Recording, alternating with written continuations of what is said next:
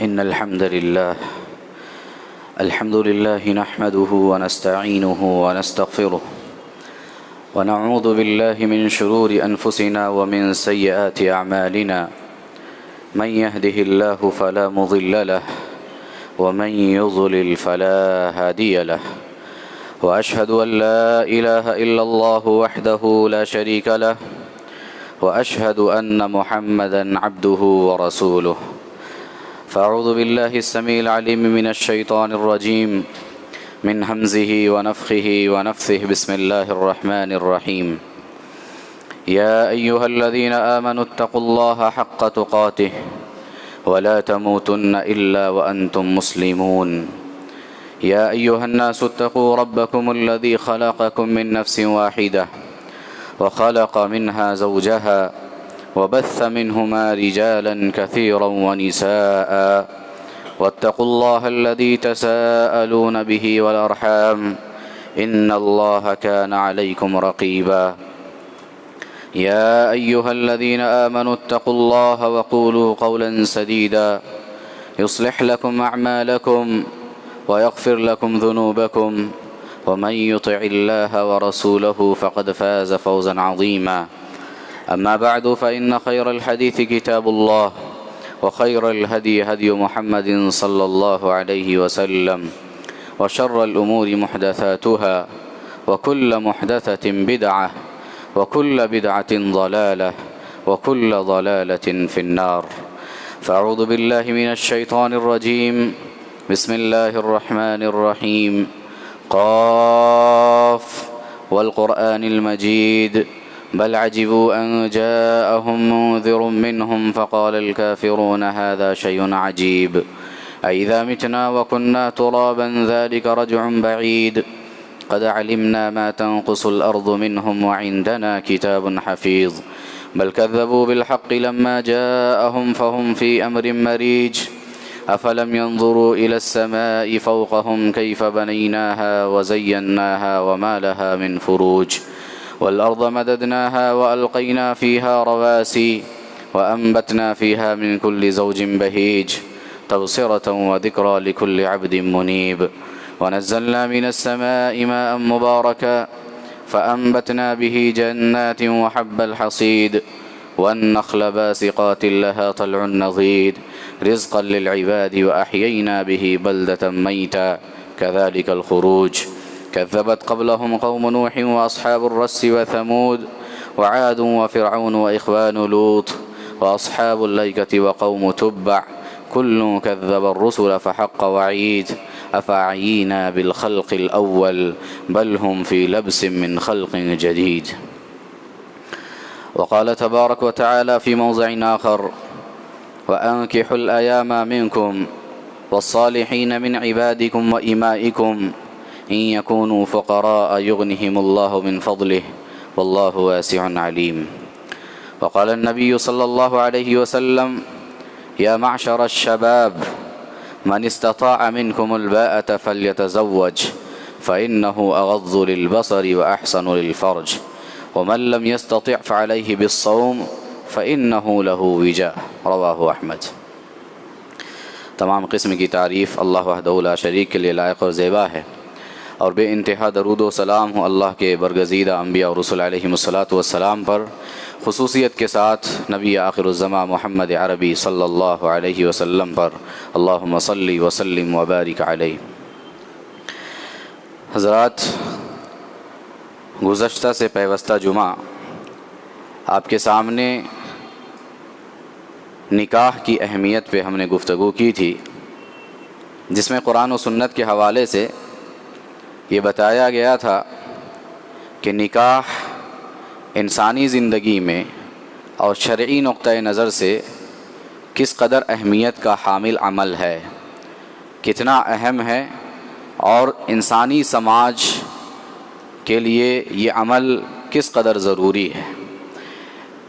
اسی موضوع کو جاری رکھتے ہوئے آج کے خطبے میں آپ کے سامنے یہ بیان کرنا ہے کہ نکاح کے ذریعے سے انسانی زندگی میں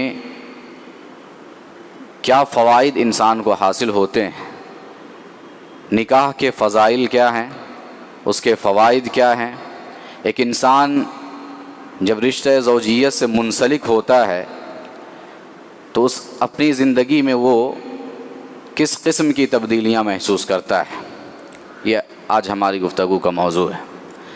حضرات، قرآن و سنت کا مطالعہ بتلاتا ہے کہ نکاح جو ہے اور نکاح کا عمل اپنے اندر انسان کے لیے بہت سارے فوائد رکھتا ہے، بہت سارے فضائل رکھتا ہے، اور ایسے فوائد، ایسے فضائل کہ اور ذریعے سے انسان ان فوائد اور فضائل کو حاصل نہیں کر سکتا ہے۔ بنیادی طور پہ اگر ہم دیکھیں تو پیارے نبی صلی اللہ علیہ وسلم کی حدیث بتاتی ہے، یعنی نکاح کے فوائد میں سے ایک فائدہ، ایسا نہیں کہ نکاح کرنے سے انسان کو صرف دنیاوی فائدہ حاصل ہوتا ہے، نہیں، شریعت نے نکاح کے عمل کو اعلیٰ مقاصد سے جوڑا ہے، شریعت سے جوڑا ہے، شرعی امور سے جوڑ کر کے بیان کیا ہے۔ اس کا تعلق دنیاوی زندگی سے بھی ہے اور اس سے بڑھ کر کے اس کا تعلق انسان کی اخروی زندگی سے یعنی دینی زندگی سے ہے۔ مثال کے طور پہ نکاح کے جو فوائد بیان کیے گئے ہیں احادیث کے اندر، ان میں ایک اہم چیز اور ایک اہم بات، ایک اہم فائدہ جو اللہ کے نبی صلی اللہ علیہ وسلم کی حدیث سے ہمیں معلوم ہوتا ہے وہ کیا ہے جانتے ہیں؟ نکاح کا عمل وہ مقدس عمل ہے، نکاح کا رشتہ وہ مقدس رشتہ ہے کہ جس رشتے سے منسلک ہونے کے بعد اور جس عمل کو اختیار کرنے کے بعد بندہ دینی اعتبار سے اپنے ایمان کو اور اپنے دین کو مکمل کرتا ہے۔ یہ عظیم نیکی ہے، یہ عظیم عبادت ہے اور بہت بڑا عمل ہے کہ اس عمل کو اختیار کرنے سے انسان اپنے دین اور ایمان کی تکمیل کرتا ہے۔ سبحان اللہ۔ پیارے نبی صلی اللہ علیہ وسلم نے ارشاد فرمایا، آپ نے کہا من تزوج فقد استکمل نصف الایمان، کہ جس شخص نے نکاح کیا اس نے اپنے آدھے ایمان کو، آدھے دین کو مکمل کر لیا۔ فلیتق اللہ فی النصف الباقی، آپ نے کہا کہ باقی کا جو دین ہے آدھا، اس کے سلسلے میں انسان کو ڈرنا چاہیے، ہوشیار رہنا چاہیے۔ کیا مطلب ہے اس کا؟ مطلب یہ ہے کہ ایک انسان اگر رشتہ زوجیت سے منسلک ہو جاتا ہے، نکاح کے عمل کو اختیار کرتا ہے، اس عمل کے ذریعے سے اپنے دین کو آدھا مکمل کر لیتا ہے اور آدھے دین کی وہ تکمیل کر لیتا ہے۔ کیسے؟ اہل علم نے اس کے دو معنی بیان کیے، دین کی تکمیل کیسے ہوتی ہے یا آدھے ایمان کی تکمیل کیسے ہوتی ہے۔ اہل علم نے کہا کہ اس کی دو تفسیریں ہو سکتی ہے۔ ایک تفسیر تو یہ ہے کہ اللہ کے نبی صلی اللہ علیہ وسلم نے یہ جو کہا کہ جو شخص نکاح کرتا ہے وہ اپنے آدھے دین کو اور آدھے ایمان کو مکمل کر لیتا ہے، ایک بات تو یہ ہو سکتی ہے کہ آپ صلی اللہ علیہ وسلم نکاح کی اہمیت بتانا چاہتے ہوں، اس کی طرف انسانوں کو رغبت دلانا چاہتے ہوں، اس عمل کو اختیار کرنے کی طرف بلانا چاہتے ہوں، اس کی دعوت دینا چاہتے ہو، ایک مطلب یہ ہو سکتا ہے۔ اور دوسرا مطلب دنیاوی اعتبار سے اگر دیکھیں تو ایک سوچنے والی بات اور غور کرنے والی بات یہ ہے کہ دیکھیے انسان زندگی میں، دنیا میں جو بھی کوشش کرتا ہے، بھاگ دوڑ، محنت مزدوری، دو چیزوں کے لیے کرتا ہے، دو چیزوں کے لیے، اور دو چیزیں ایسی ہیں انسانی زندگی میں جو انسان کو پریشان کرتی ہیں۔ ایک کیا ہے؟ ایک شہوت البطن ہے اور ایک شہوت الفرج ہے۔ شہوت البطن یعنی پیٹ کی خواہش، انسان جو بھی بھاگ دوڑ کر رہا ہے، محنت کر رہا ہے، مزدوری کر رہا ہے، خون پسینہ بہا رہا ہے، رات دن ہر وقت جو بھی محنت کرتا ہے، وہ اس کا واحد مقصد کیا ہے؟ اس کا واحد مقصد انسان کا پیٹ ہے۔ انسان اپنی بھوک مٹانا چاہتا ہے، اپنے پیٹ کو بھرنا چاہتا ہے، روزی روٹی کا مسئلہ حل کرنا چاہتا ہے، رزق کا مسئلہ حل کرنا چاہتا ہے، معاش کا مسئلہ حل کرنا چاہتا ہے۔ انسان کی بھاگ دوڑ کا اور محنت و مزدوری کا جو محور اور مرکز ہے وہ انسان کا پیٹ۔ ایک چیز یہ ہے، اور اس کے لیے انسان کیا کرتا ہے؟ بسا اوقات جائز اور ناجائز کی تفریق بھی مٹا دیتا ہے، حلال اور حرام کی تقسیم بھی ختم کر دیتا ہے، صحیح اور غلط کی تمیز بھی ختم کر دیتا ہے۔ ہر چیز پیٹ کے لیے وہ کرنے کو تیار ہے، بس اس کا پیٹ بھرنا چاہیے، انسان کو روزی ملنی چاہیے، روٹی ملنی چاہیے۔ یہ انسان، ایک چیز تو یہ ہے۔ دوسری چیز کیا ہے؟ شہوت الفرج ہے، شرمگاہ کی خواہش، شرمگاہ کی خواہش۔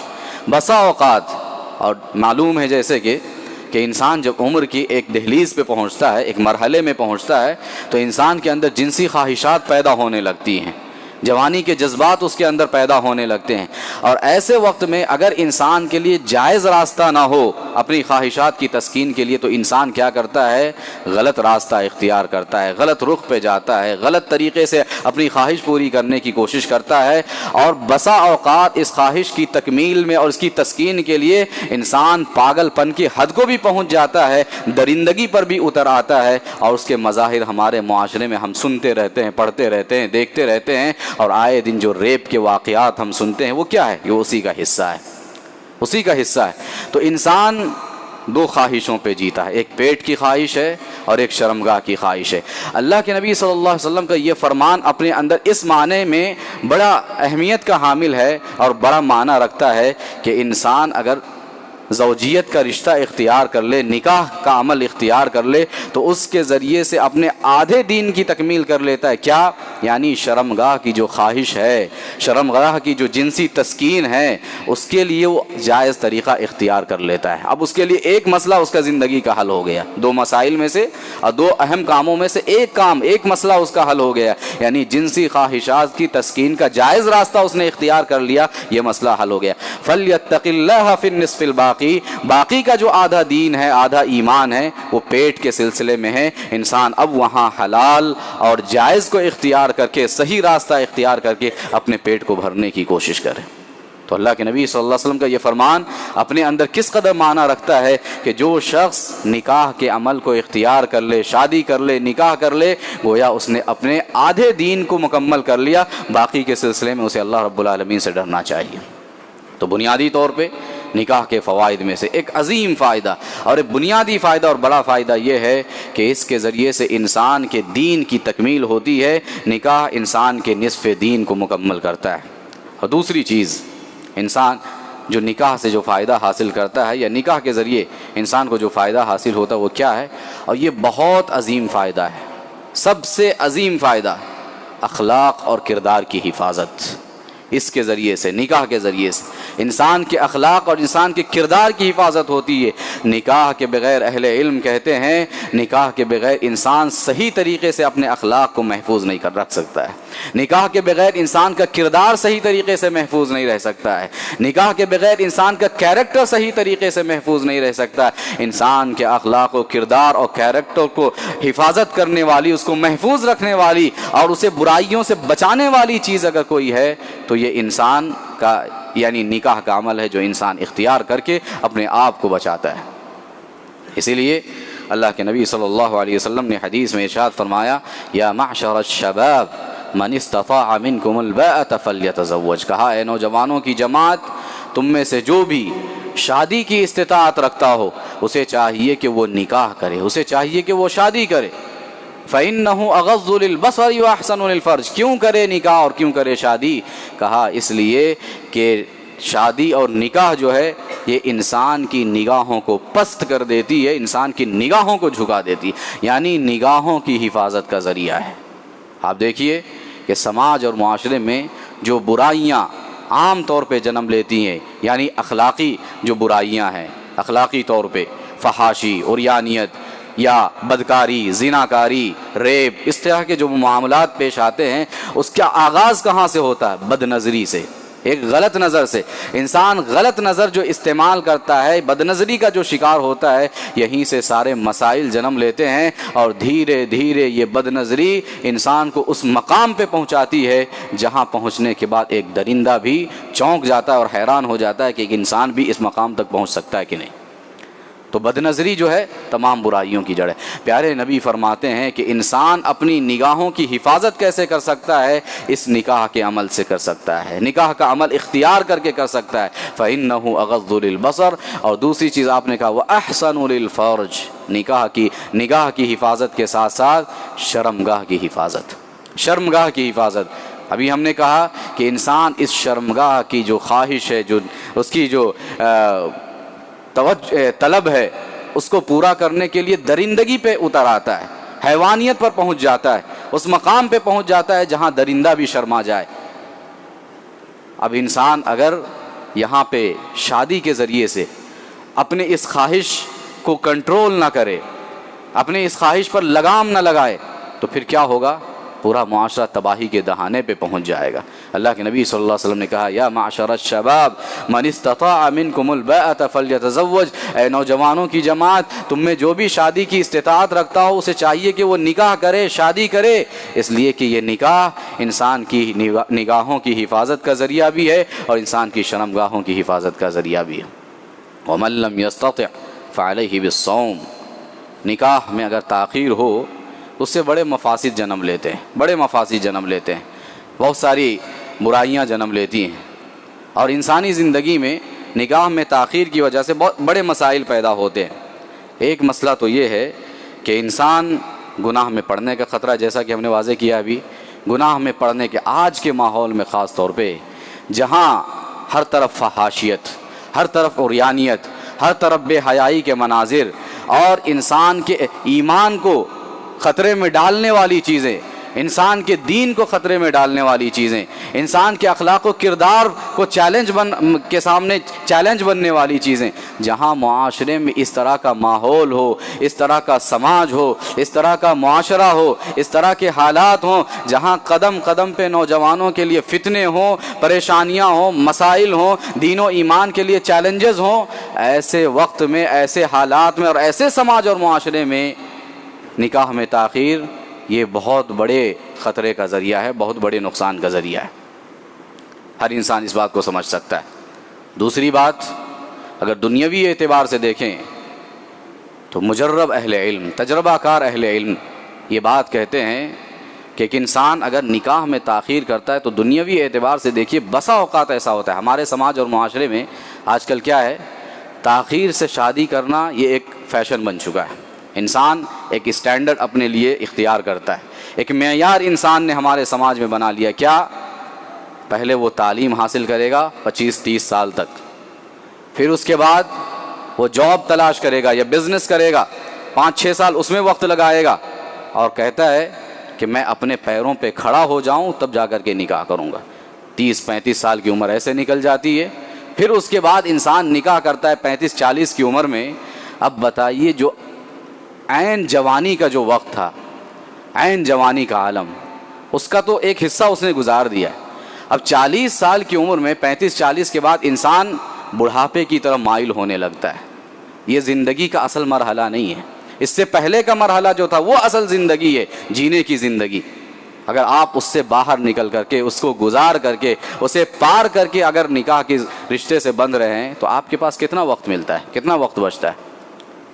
جو انسان کو 60-70 سال کی زندگی آج کی دنیا میں اللہ تعالیٰ دے رہا ہے، اس کے حساب سے 20-30 سال 25 سال مشکل سے انسان کو ملتا ہے۔ ایسے وقت میں ذرا بتائیے، انسان جو نکاح میں تاخیر کر رہا ہے، انسان کی اولاد ہوتی ہے، اور اولاد جو ہے ابھی جوانی کی دہلیز پہ پہنچتی نہیں، ابھی وہ اپنے پیروں پہ کھڑی ہوتی نہیں، ابھی وہ کمانے کے قابل ہوتی نہیں اولاد، اور اس سے پہلے بسا اوقات انسان دنیا سے رخصت ہو جاتا ہے۔ اور دنیا سے رخصت نہیں بھی ہوا تو کیا ہوتا ہے، بڑھاپے کے عالم میں 60-65-70 سال کی عمر میں بچے ابھی چھوٹے چھوٹے ہیں، اپنے پیروں پہ کھڑے نہیں ہوئے، تو اس عمر میں بھی جس میں اس کو آرام کرنا چاہیے تھا زندگی کی تھکن سے گزرنے کے بعد، اس عمر میں بھی وہ کیا کرتا ہے، ساری زندگی کمانے ہی میں گزار دیتا ہے، بیوی بچوں کے اخراجات پورے کرنے میں گزارتا ہے، ان کی ضروریات پوری کرنے میں گزارتا ہے۔ جو تجربہ کار اہل علم ہے انہوں نے یہ بات کہی ہے کہ ایسا کرنے سے، یعنی نکاح میں تاخیر کرنے سے، ان مسائل کا انسان کو زندگی میں سامنا کرنا پڑتا ہے کہ انسان عمر کے جس مرحلے میں آرام کا مرحلہ ہوتا ہے، آرام کا وقت ہوتا ہے، اس میں بھی وہ رزق اور معاش کے مسائل میں الجھا ہوا رہتا ہے، پریشان رہتا ہے، اور بسا اوقات اسی پریشانی میں وہ دنیا سے چلا جاتا ہے۔ تو یہ دنیاوی اعتبار سے نقصان ہے۔ تو لہٰذا نکاح میں تاخیر یہ دنیاوی اور اخروی، یعنی دینی اور دنیاوی دونوں اعتبار سے انسان کے لیے باعث نقصان ہے، جس کی طرف انسان کو توجہ دینا چاہیے۔ شیخ ابن باز رحمہ اللہ کے سلسلے میں ہمارے اساتذہ بتایا کرتے تھے کہ ان کا ایک معمول تھا۔ شیخ ابن باز عالم اسلام کی ایک بڑی شخصیت، سعودی عرب کے سابق مفتی اعظم تھے، دنیا ان کے علم کا لوہا مانتی ہے، ان کی شخصیت کا، ان کے اخلاق اور کردار کا، بلکہ اہل علم تو یہ کہا کرتے ہیں کہ اللہ کے بندو اگر آپ کو یہ دیکھنا ہو کہ ہمارے اسلاف 1400 سال کے پہلے کے اسلاف وہ کیسے تھے، علمی اعتبار سے، اخلاقی اعتبار سے کس مقام پہ تھے اور کتنے اچھے اور اونچے اور اعلیٰ معیار پہ تھے، اگر وہ دیکھنا ہو تو آج کی زندگی میں شیخ ابن باز، شیخ ابن عثیمین، شیخ البانی وغیرہ جیسی شخصیات کو دیکھ لو، تمہیں اندازہ ہوگا کہ ہمارے اسلاف کیسے تھے۔ اور کہا کرتے ہیں اہل علم کہ اللہ تعالیٰ نے ہمیں اسلاف کا نمونہ دکھانے کے لیے کہ ہمارے اسلاف کیسے ہوا کرتے تھے، یہ نمونہ دکھانے کے لیے آج کے دور میں شیخ ابن باز جیسی شخصیات کو اللہ تعالیٰ نے پیدا کیا۔ یہ مقام ان کا علمی دنیا میں، جانتے ہیں شیخ ابن باز کے پاس اہل علم کہتے ہیں، لکھا ہے کتابوں کے اندر اور بیان کیا ہے کہ جب بھی کوئی شخص آتا اس سے پوچھتے کہ تمہاری شادی ہوئی کہ نہیں ہوئی، پہلا سوال، یعنی سلام کلام خبر خیریت کے بعد پوچھتے تھے تمہاری شادی ہوئی کہ نہیں، نکاح کیا کہ نہیں، اگر کیا تو کتنے بچے ہیں، کیا ہیں، اگر بچے بڑے ہو گئے تو ان بچوں کا نکاح کر رہے ہو کہ نہیں، کیے ہو کہ نہیں۔ یہ سوال یعنی شادی اور نکاح کے سلسلے میں شیخ ابن باز، کیوں؟ اس لیے کہ حالات ان کے سامنے تھے، دنیا ان کے سامنے ہے، ماحول ان کے سامنے ہے۔ آج کے دور میں جو فحاشیت، عریانیت اور بے حیائی کے مناظر قدم قدم پہ ہیں، جو انسان کے اخلاق و کردار کے لیے چیلنج بنے ہوئے ہیں، یہ سارے مناظر ان کی نگاہوں میں تھے۔ اس لیے سب سے پہلے اخلاق و کردار کی حفاظت کے سلسلے میں وہ نکاح کے حوالے سے سوال کیا کرتے تھے۔ تو نکاح کی یہ اہمیت ہے کہ نکاح جو ہے اور شادی جو ہے انسان کی اخلاق و کردار کی حفاظت کا بہت بڑا ذریعہ ہے، بلکہ سب سے اہم ذریعہ یہی ہے۔ اسی طرح سے حاضرین گرامی، اللہ کے نبی صلی اللہ علیہ وسلم نے اسی حدیث میں جس میں یہ کہا کہ نوجوانوں کی جماعت نکاح میں جلدی کرو، اگر طاقت ہے تو نکاح کرو، آپ نے آگے کہا وَمَن لَّمْ يَسْتَطِعْ فَعَلَيْهِ بِالصَّوْمِ، کہ جس شخص کے اندر نکاح کی استطاعت نہ ہو وہ کیا کرے، وہ روزہ رکھے، فَإِنَّهُ لَهُ وِجَاء، یہ روزہ اس کی خواہشات کو کچلے گا۔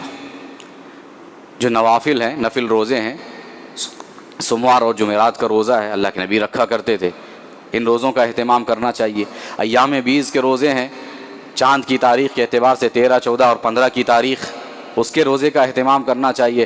بلکہ اہل علم کہتے ہیں اگر زیادہ نفسانی خواہشات کا انسان شکار ہو رہا ہے تو اسے صوم داؤدی رکھنا چاہیے۔ صوم داؤدی کیا ہے؟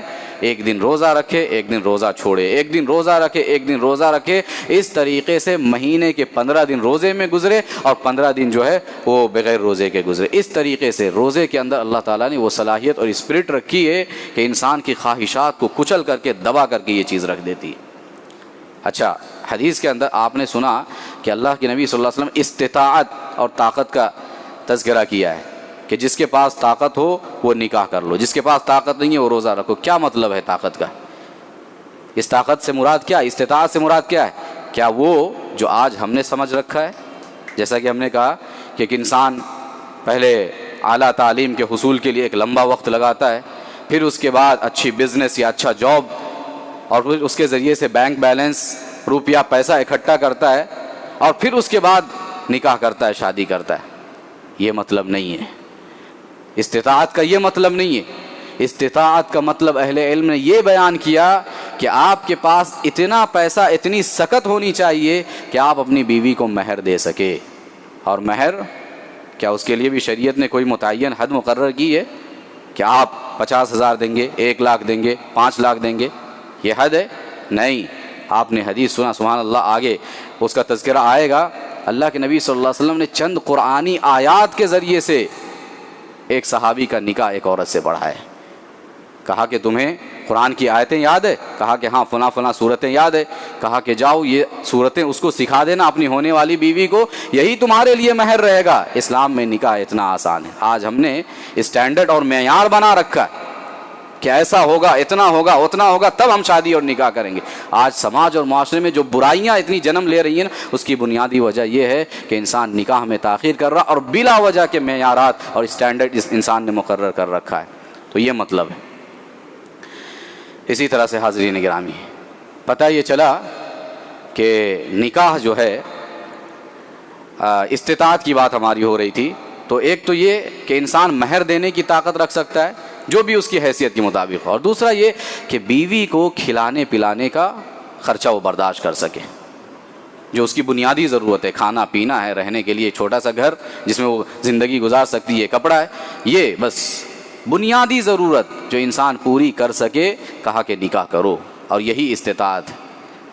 تو لہٰذا اس کو بنیاد بنا کر کے یا اس کو مسئلہ بنا کر کے نکاح میں تاخیر کرنا، یہ شریعت اس بات کی اجازت نہیں دے سکتی ہے۔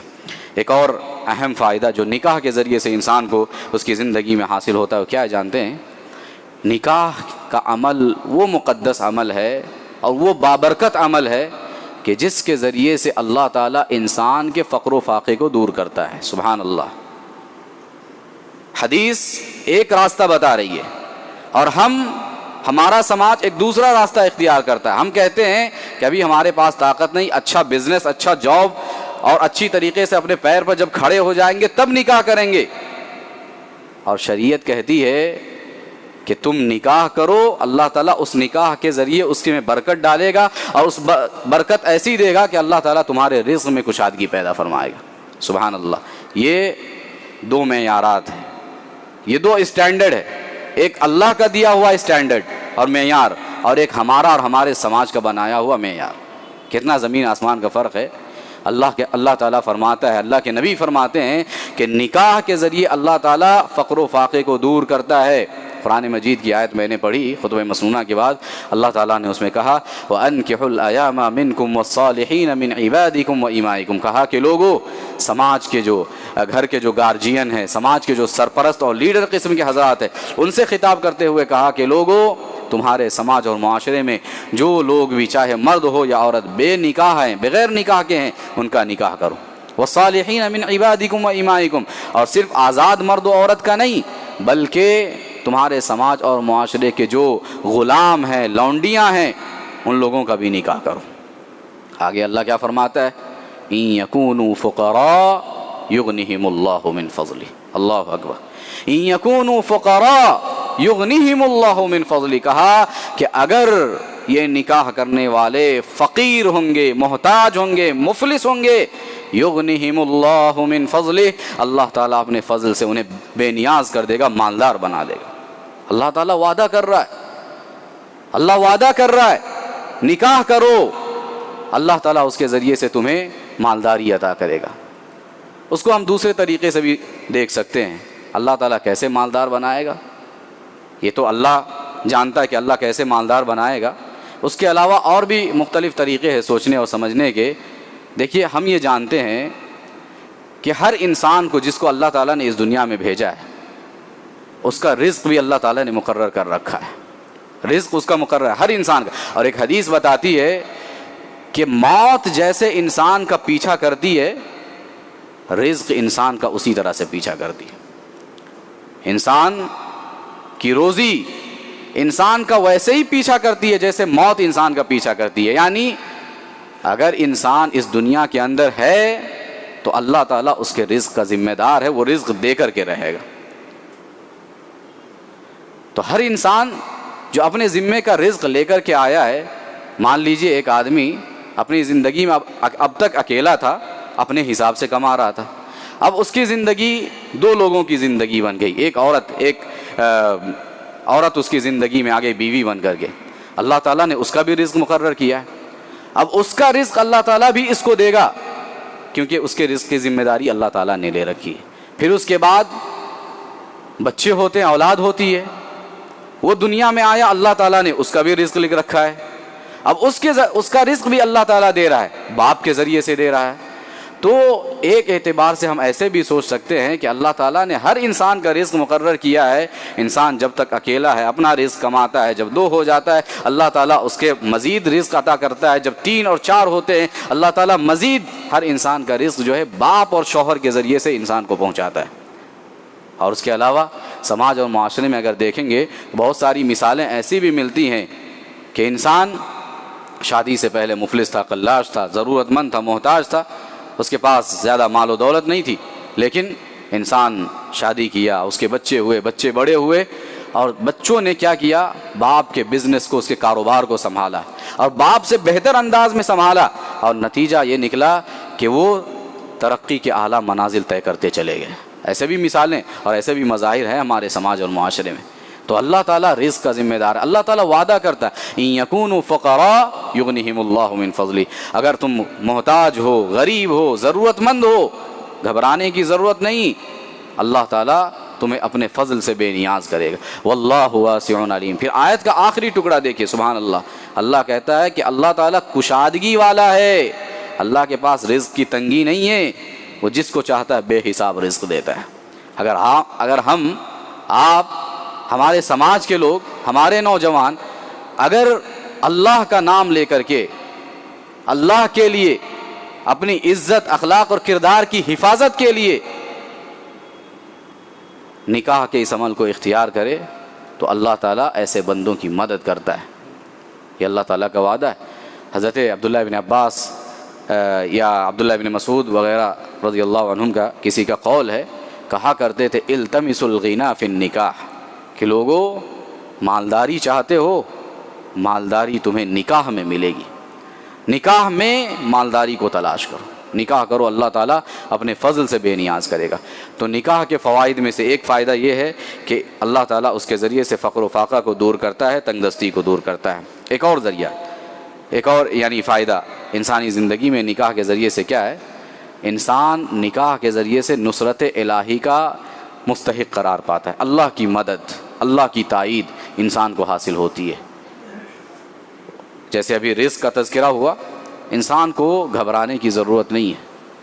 اگر انسان اپنی عزت کی حفاظت کے لیے، اپنے اخلاق و کردار کی حفاظت کے لیے، اپنی شرمگاہ کی حفاظت کے لیے، پاک دامنی اختیار کرنے کے لیے اگر انسان جو ہے نکاح کا عمل اختیار کرتا ہے، اللہ تعالیٰ اس کے لیے راستے ہموار کرتا ہے. اللہ کے نبی صلی اللہ علیہ وسلم کی حدیث ہے، آپ نے فرمایا ثلاثۃ کلہم حق علی اللہ، کہا کہ 3 قسم کے لوگ ایسے ہیں جن کی ذمہ داری اللہ تعالیٰ نے لے رکھی ہے، اللہ تعالیٰ پر واجب ہے کہ اللہ تعالیٰ ان کی مدد کرے. کون ہے وہ 3 لوگ؟ اور تینوں میں سے ایک شخص، کہا الناکح الذی یرید العفاف، کہا کہ ان 3 لوگوں میں سے ایک شخص وہ ہے جو نکاح کرتا ہے، اور نکاح کس لیے کرتا ہے؟ اپنے کردار کی حفاظت کے لیے، اپنے اخلاق کی حفاظت کے لیے، پاک دامنی اختیار کرنے کے لیے. پیارے نبی فرماتے ہیں کہ ایسا انسان جو پاک دامنی اختیار کرنے کے لیے نکاح کرتا ہے، اللہ تعالیٰ پر یہ ذمہ داری ہے، اللہ تعالیٰ پر یہ حق عائد ہوتا ہے کہ اللہ تعالیٰ اس بندے کی مدد کرے. سبحان اللہ. اور مدد مختلف انداز میں ہو سکتی ہے، چاہے روزی روٹی کا مسئلہ ہو یا پاک دامنی اختیار کرنے کا یا اور بھی ذرائع. زندگی میں اللہ تعالیٰ نکاح کے ذریعے سے بندوں کی نصرت اور ان کی تائید فرماتا ہے. یہ اللہ تعالیٰ کا اور اللہ کے نبی صلی اللہ علیہ وسلم کا وعدہ ہے. نکاح کے فوائد میں سے ایک فائدہ یہ ہے کہ اس کے ذریعے سے انسان جنسی تسکین حاصل کرتا ہے. جنسی تسکین، ہم نے کہا کہ اگر انسان کے لیے جنسی خواہشات کی تسکین اور اس کو پورا کرنے کے لیے اگر جائز راستہ نہ ہو تو انسان درندگی پہ اتر آتا ہے، ہاں، حیوانیت پہ اتر آتا ہے. آج کے ماحول میں یہ ساری برائیاں عام ہیں. ایسے وقت میں اگر انسان جائز راستہ اختیار کر کے اگر اپنی خواہشات کی تسکین کرتا ہے، اللہ رب العالمین نے کہا کہ نکاح انسان کی خواہشات کی تسکین کا بہت بڑا ذریعہ ہے. قرآن نے کہا لِتَسْكُنُوا إِلَيْهَا وَجَعَلَ بَيْنَكُمْ مَوَدَّةً، کہ اللہ تعالیٰ کی نشانیوں میں سے یہ بھی ہے کہ اللہ تعالیٰ نے ایک مرد اور ایک عورت کو آپس میں نکاح کے ذریعے سے ملایا، ان کے درمیان محبت پیدا کی. لِتَسْكُنُوا إِلَيْهَا، تاکہ وہ ایک دوسرے سے سکون حاصل کرے. اللہ تعالیٰ نے اس بات کا یہ فائدہ قرآن مجید کے اندر بیان فرمایا ہے. اور یہ یاد رکھیں کہ نکاح کے ذریعے سے صرف ایسا نہیں کہ انسان اپنی خواہشات کی تسکین کرتا ہے. اتنے سارے فوائد ہم نے بیان کی، یہ سارے فوائد ہیں. اور اس کے علاوہ یہ ایسا عمل ہے جو قدم قدم پہ انسان کے لیے اجر و ثواب کا باعث ہے. جنسی تسکین اپنی جگہ پہ ہے، لیکن اس کے علاوہ قدم قدم پہ یہ عمل انسان کو اجر و ثواب کا مستحق بناتا ہے. کیسے؟ مثال کے طور پہ اللہ کے نبی صلی اللہ علیہ وسلم کی کئی ایک حدیث ہے جن میں آپ نے ارشاد فرمایا کہ ایک انسان جو صدقہ کرتا ہے، خرچ کرتا ہے لوگوں پہ، ان خرچ کرنے والی چیزوں میں سب سے بہترین صدقہ کیا ہے جانتے ہیں؟ اللہ کے نبی فرماتے ہیں کہ سب سے بہترین صدقہ وہ ہے جو انسان اپنی بیوی کے اوپر کرتا ہے. یعنی صدقے عام مفہوم میں نہیں کہ ہم کسی کی مدد کے لیے دیتے، یعنی ہم جو اپنی بیوی بچوں کو کھلا رہے ہیں، پلا رہے ہیں، ان کی جو واجبی ضروریات پوری کر رہے ہیں، سبحان اللہ، اللہ کے نبی فرماتے ہیں کہ یہ بھی صدقہ ہے اور اللہ تعالیٰ بندے کو اجر و ثواب سے نوازتا ہے۔ یہ ایسا نہیں کہ صرف ایک ذمہ داری ہے، اگر اللہ تعالیٰ نے ذمہ داری ڈالی ہے تو اللہ تعالیٰ نے اس کا اجر و ثواب بھی متعین کیا ہے۔ اللہ اکبر، کیسی شریعت ہے یہ! ہاں، قدم قدم پہ اجر و ثواب۔ اور اللہ کے نبی صلی اللہ علیہ وسلم نے ایک حدیث میں فرمایا، دینار جو انسان خرچ کرتا ہے اس کی ایک ترتیب بتائی کہ ایک دینار وہ ہے جو انسان اللہ کے راستے میں خرچ کرتا ہے، ایک دینار وہ ہے جو انسان صدقے میں دیتا ہے، ایک دینار وہ ہے جو انسان مجاہدوں کی مدد کرنے میں دیتا ہے۔ اور آپ کہتے ہیں کہ ان تمام دیناروں میں سب سے افضل دینار اگر کوئی ہے تو وہ دینار جو انسان اپنی بیوی کو کھلاتا پلاتا ہے اور اس میں خرچ کرتا ہے۔ سبحان اللہ، یہ اللہ کے نبی صلی اللہ علیہ وسلم نے اجر و ثواب بیان کیا۔ اور اسی طریقے سے صرف یہی نہیں کہ کھلانے پلانے پہ ثواب، اللہ اکبر، حیران ہو جائیے، شریعت یہاں تک کہتی ہے کہ انسان جو اپنی خواہش کی تسکین کرتا ہے، جنسی خواہش کی تسکین، اس پر بھی اللہ تعالیٰ انسان کو اجر و ثواب سے نوازتا ہے۔ اللہ اکبر، اللہ کے نبی کی حدیث ہے۔ صحابہ کرام تعجب کرتے ہیں، اللہ کے نبی، ایک انسان اپنی خواہش کی تسکین کر رہا ہے، اپنی ضرورت پوری کر رہا ہے اپنی بیوی کے ساتھ، اللہ تعالیٰ اس پہ کیسے اجر و ثواب دے گا؟ پیارے نبی سوال کرتے ہیں، بھلا بتلاؤ، اگر یہ اپنی خواہش کی تسکین کسی ناجائز طریقے سے کرتا، حرام طریقے سے کرتا، تو کیا اس کو گناہ ملتا؟ صحابہ کہتے ہیں کہ ہاں گناہ ملتا، اس کا تو گناہ ہے کہ ناجائز طریقے سے انسان بدکاری کرے، زنا کرے، اس کا تو گناہ ہے۔ کہا کہ ہاں اس کو گناہ ملے گا۔ تو اللہ کے نبی فرماتے ہیں جب ناجائز طریقہ اختیار کرنے سے انسان گنہگار ہوتا ہے تو جائز طریقہ اختیار کرنے سے انسان باعث ثواب اور مستحق ثواب کیوں نہیں ہو سکتا؟ تو شریعت دیکھیے انسان کو کہاں تک اجر و ثواب کا نوید سناتی ہے کہ سبحان اللہ، ایک انسان اپنی بیوی کے ساتھ ہم بستر بھی ہوتا ہے اور جنسی خواہش کی تسکین بھی کرتا ہے، اللہ رب العالمین اس پہ بھی انسان کو اجر و ثواب سے نوازتا ہے۔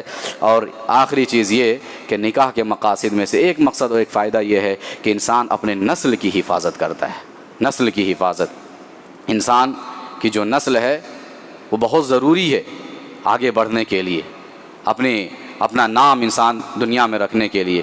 اور پھر اس کے علاوہ اللہ کے نبی صلی اللہ علیہ وسلم کی حدیث ہے کہ فَإِنِّي مُكَاثِرٌ بِكُمُ الْأُمَمَ، آپ نے کہا کہ لوگوں زیادہ بچے پیدا کرنے والی عورتوں سے نکاح کرو، کیونکہ میں چاہتا ہوں کہ قیامت کے دن دیگر تمام انبیاء پر اور دیگر تمام امتوں پر میں تمہارے سلسلے میں فخر کروں، مجھے فخر ہو اس بات پہ کہ میری امت کی تعداد زیادہ ہے اور امتوں کی بنسبت۔